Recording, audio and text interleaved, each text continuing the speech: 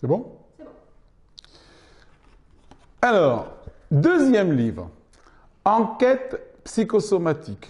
Alors, ce qui s'est passé, c'est que j'ai écrit ce premier livre, Origine et prévention des maladies, et finalement, je travaillais beaucoup à l'époque, je travaillais à peu près 10 heures par jour, et chaque consultation, c'était 1 heure, et je passais mon temps, quand il y avait un cas clinique, je dirais, très intéressant, très démonstratif, et ben, je passais encore plus de temps à l'écrire.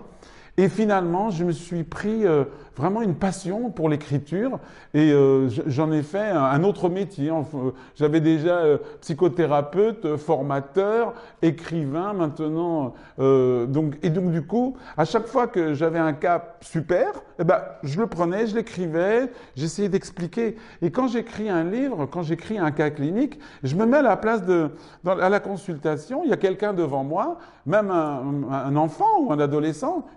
Quelqu'un qui connaît rien du tout à la médecine ou à la psychosomatique.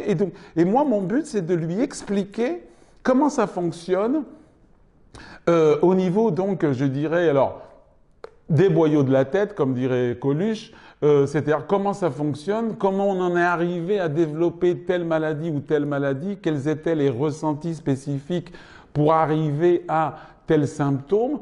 Et quand j'avais suffisamment de cas cliniques, je me dis tiens, là je vais écrire un bouquin.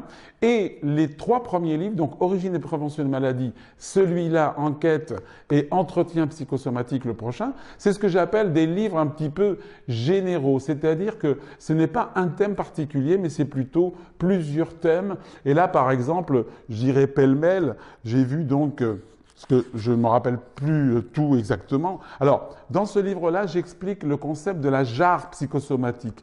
Et c'est un concept très simple que beaucoup de gens comprennent tout simplement. C'est que pour arriver au débordement de la jarre, eh ben, on va remplir cette jarre tout au long de notre vie de différentes manières par du liquide conflictuel qui est sécrété suite à des problématiques que nous avons au cours de notre vie, et à un moment donné, ça déborde, et ça explique l'apparition des symptômes.